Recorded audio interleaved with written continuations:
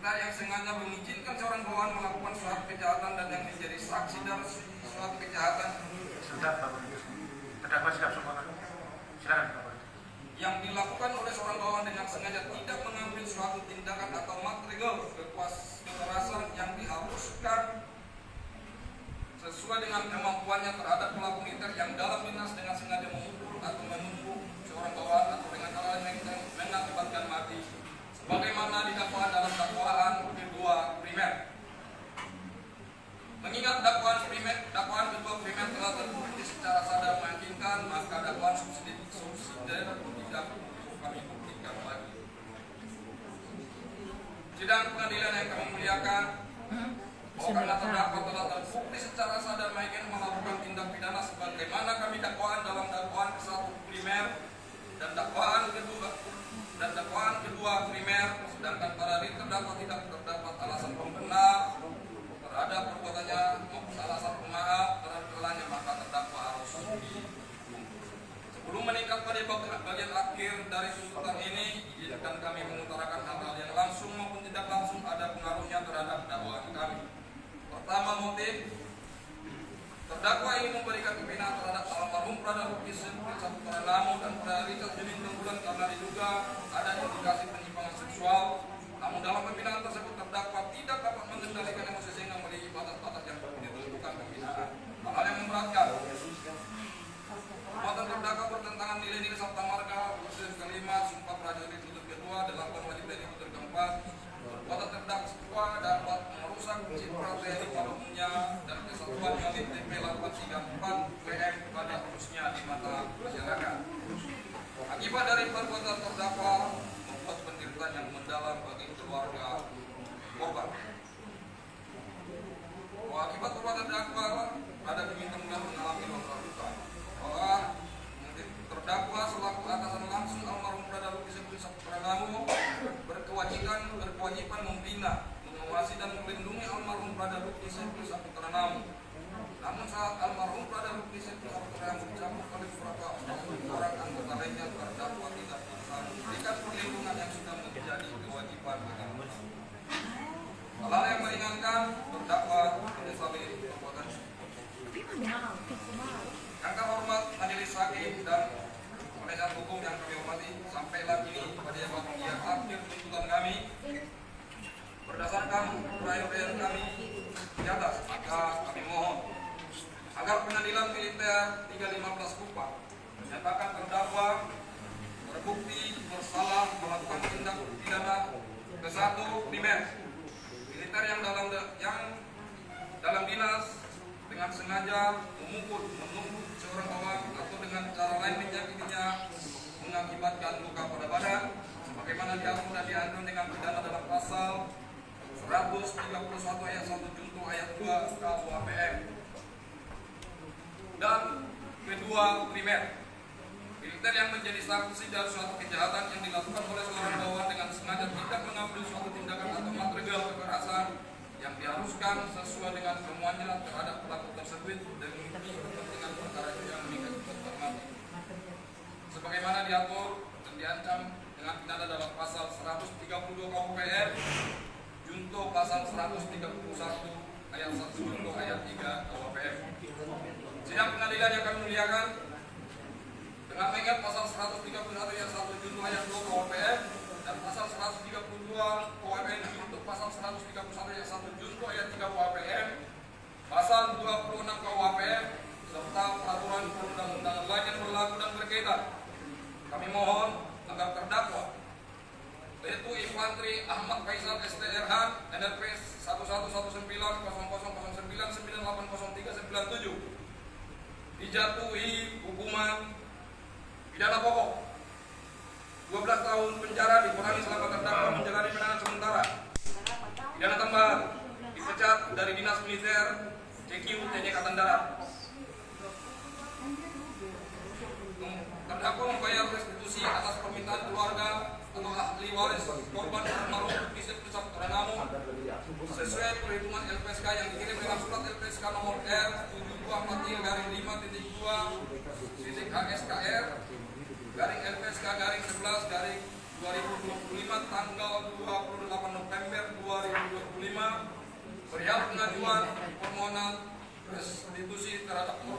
sebesar 561.128.860 rupiah. Fotokopi surat dari LPSK kami tampilkan dalam tuntutan kami.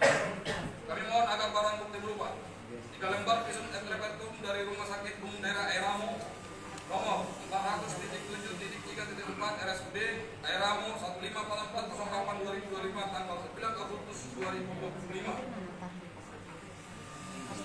Kedua, 1 lembar surat kematian dari Rumah Sakit Airamo nomor 400.7.3.4 RSUD Airamo garis 150/08/2025 tanggal 6 Agustus 2025. 3 lembar visum et repertum dari Rumah Sakit Umum Daerah ND nomor 138/TU.01 8 Romawi 2025 tanggal 8 Agustus 2025 atas nama Kadari Kotumin Tombulan. 5 lembar foto luka-luka almarhum Brada Rukni Septi Sabtu Kemarin pada saat dirawat di BSD Airamo. Untuk barang bukti poin A, B, dan C tetap diletakkan dalam berkas perkara. Barang bukti surat poin B dijadikan barang bukti dalam perkara lain. Barang-barang satu buah selang warna biru ukuran panjang 40 cm dirampas dimusnahkan. Membebankan kepada terdakwa untuk membayar biaya perkara sebesar Rp20.000. Dan kami mohon pula agar terdakwa tetap ditahan. Demikian tuntutan kami. Kemudian kami serahkan kepada majelis yang bersidang pada hari ini Kamis tanggal 11 Desember 2025 untuk memutuskannya. Auditor Militer Mayor C.A.K. Washington Marpaukes selesai.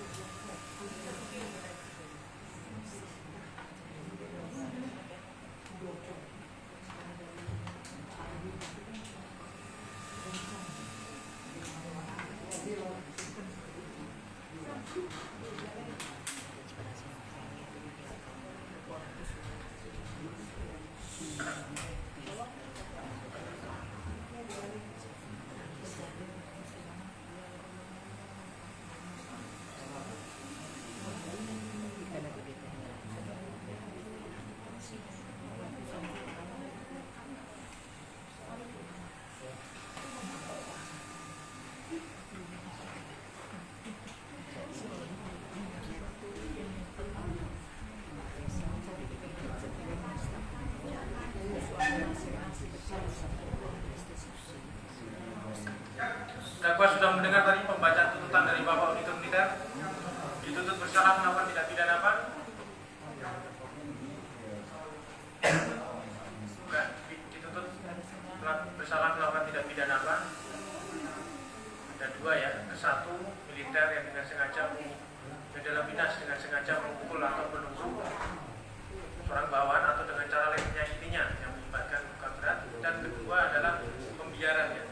Militer yang menjadi saksi dalam suatu kejahatan yang dilakukan oleh seorang bawahan dengan sengaja tidak mengambil sesuatu tindakan kekerasan yang diharuskan sesuai dengan kemampuannya terhadap pelaku tersebut. Dakwaannya adalah pelaku dan dua-duanya masih terbukti ya di tuntutannya Bapak Auditor. Kemudian dituntut pidana penjara berapa lama?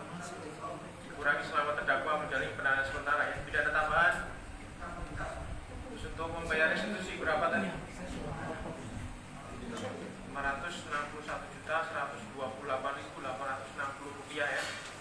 Dan barang-barang bukti dilekatkan dalam berkas perkara, kemudian satu barang bukti lama digunakan dalam bukti perkara yang lain. Barang-barang dirampas juga dimusnahkan, membebankan terdakwa untuk membayar biaya perkara sejumlah Rp20. Atas tuntutan tersebut, terdakwa memiliki hak apakah akan mengajukan pembelaan atau mengajukan permohonan karena didampingi penasihat hukum. Silakan merapat ke penasihat hukumnya untuk berkonsultasi terlebih dahulu. Silakan.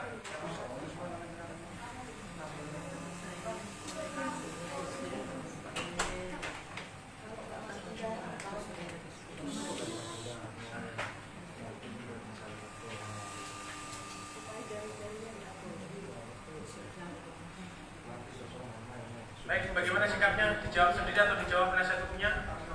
Bagaimana sikapnya? Kapan mau diajukan? Kapan Bapak penasihat hukum mengajukan pembelaannya? Hari Kamis ya, tanggal 18 ya. Kalau maju nggak bisa.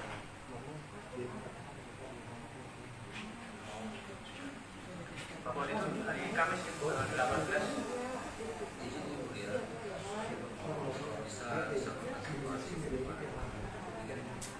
Di hari Rabu tanggal 17.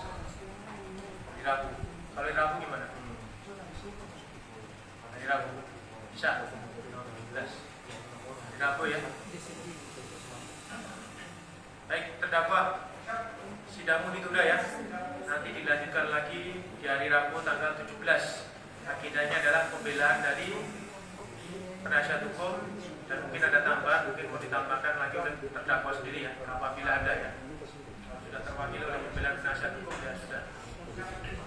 Baik, Bapak Auditor, Bapak penasihat hukum, sebelum sidang ditunda, agar saya perintahkan terdakwa dibawa ke ruang sidang. Baik, terima kasih Mulia. Tugas bawa terdakwa keluar ruang sidang. Kerjakan. Kerjakan.